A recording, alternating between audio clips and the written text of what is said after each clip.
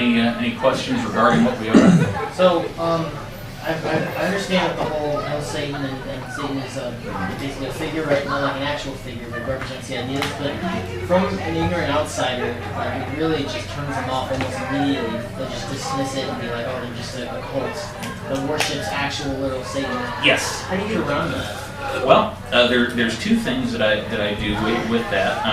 I divide people up based on how fundamentalist they are. So if they're fairly fundamentalist, in the group then or out group? Is the people you talk to, or the people in the group? Well, the people in the group would definitely fall into the not so fundamentalist type. They're all put it kind of working second goals. Yeah. So the people who are particularly fundamentalist, we encourage that. They're going to think that, and that actually works out well for us because we're giving them what's sometimes called a poison pill. Okay, they want to have their religion in things, and so we say, okay, but we get to have ours in there too, and ours is Satanism, and that's something that they cannot handle, and generally they will suddenly start thinking that secularism sounds like a good idea. Some people are shocked to realize the importance of separation of church and state, so I think that's the biggest one. That's the only way to make them understand that, to cut through that dogma, is to use that dogma against them. So you're using their conditioning to get them to do what you want, because that conditioning is the only thing that controls their behavior, and you can't change that. And the next logical step, probably, is for, if you anticipate the arguments that happen most frequently, if somebody says, okay, oh, I see what you're getting at, but this is a Christian country. So having all of your arguments at least thought through well on that topic, because any second of the day you can pull up a news page with a dumb article. Yeah. Oh yeah, they all say that. And it's like, well, the First Amendment says something different, and we have access to lawyers who can demonstrate that in court and have done so successfully. So, but then the people who aren't so fundamentalist, I like to try and humanize it quite a bit. And that's actually something that I personally have been doing a lot. I've been doing some kind of what you might call low-level PR kind of stuff, just making a personal connection with people. Anywhere where there's sort of a discussion, like on Facebook, for example, something gets posted on the NPR Facebook page, or the some atheist Facebook page or something like that. And some people have misconceptions, and I just get on there and address that and talk to them, make a personal connection and that sort of thing. And it seems to be pretty effective. Well, that seems to work because you're very educated on it, and like just this morning, I was telling my parents I'm going to a Satanic Temple meeting. And they're like, what? And I didn't know how to justify that, because they're like, well, because they had all basic misconceptions. I understood that it doesn't actually worship Satan, but I didn't know how to defend that it was actually a worthy cause. Yeah, the best thing to do is point people to the 7 tenets.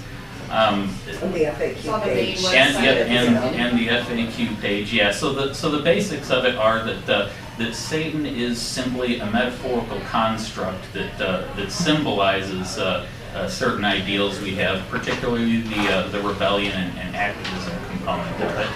And then the other things that we believe in are kind of like philosophical and scientific skepticism, and a humanist sort of morality, and that's highlighted by things like empathy and compassion and bodily autonomy.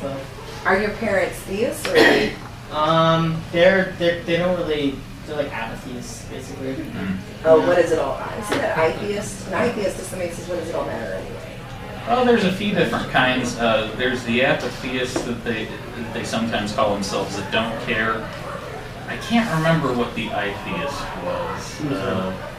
I think it's similar. I think it's probably. Technically speaking, there's lots. Well, then they should care what self-identify as. They should all say They it's still whatever. follow the label, they just don't Yeah, frequently it's people that just don't want to say that they're or they don't know what an atheists. atheist Yeah, is. they're a little confused What if you about told me it. that you were going to Seventh-day Adventist? Yeah, but Yeah, still, even people that I've met, I've never been a single person in my whole life that's ever self-identified as an agnostic that isn't an atheist, just because to them it's the nice middle ground where I can not step on your toes, but really they're just an atheist. Yes, I know. But Yes. originally, so when I first started getting involved with PST, Kyle's objection was no one's listening to what you're saying because you're hiding under the shroud of Satan, right? So we've actually talked about this a lot. I was So- wrong, by the way.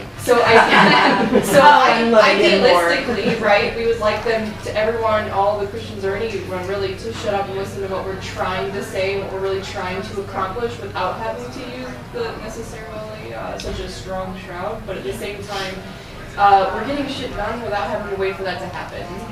So, there's a lot of, now there are Christians who want separation of church and state, obviously they exist, and we love them, but they don't make up the majority. So instead of waiting around for everyone to get a clue and to be rational, we're just kind of shoving a hot poker in their face. Impatient, militant atheism. Right. Moving the Overton window. Yeah. So we're just using their own beliefs against them to get them to bend to our whims without the knowledge. And I've also learned that if you're in a really annoying conversation with a Christian, you just bring up Satan and it'll shut them down. So. Yep. Well, for me, I'm less concerned about perceptions. I'm not concerned about theist perceptions. I'm not concerned about Church of Satan perceptions. My one and only true objective, I'm 100% loyal to the cause. My focus is on keeping the wall between church and state up. That's it, Yep, period. that's They can what talk shit about us all day. I don't care. I've been atheist since I was 6 and didn't know what to call it, so it's nothing new to me having that sort of, she's, whatever. Exactly I'm going to it. do my thing and they can all go. It's also important to keep in mind, I think, to keep in mind whatever the most effective route would be to make a change. If your bigger goal is to convert, to make a change in just thinking, who already are leaning strongly or whatever in the direction of theism, who have a lot of defenses, sometimes shutting down conversation, not to say, but sometimes shutting down a conversation by cutting it half off might not be as effective in the big picture as maintaining a good, sound discussion where it's the best of your ability, the details of why what you're saying makes sense are laid out. Well, to be fair, you've also been involved in the person that likes shutting down the state, so you know how unrational person is. And again, I think debates like that, and you are, I mean, everybody bumps into somebody who's just absolute about whatever they already assume to know. So when you get into a good-sized discussion, whether in person or online or whatever, with a person like that, it's not about converting that person. That person's not the target. The target is anyone who would pay attention to the debate.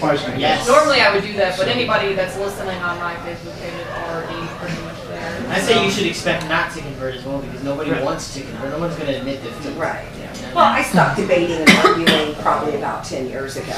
Yeah. Literally, most of my debates and arguments are centered with atheists themselves, trying to help all of us, find some sort of platform. Sometimes some other atheists are kind of dumb because just figuring out the idea that the concept of God is an utterly ridiculous proposition, it really doesn't take as much intellectual fortitude as people think that it does. It doesn't. And everyone should strive to do that with every possible empirical question at the very least. But as far as what people think, we really don't care. Not for the most part. I mean, there might be certain situations where we do, but we're outsiders. We're total outcasts, and we embrace that. So I'm 19, I'm headed into the workforce. And if I had something like the Satanic Temple attached to my name, I could see that making me not be able to get a job.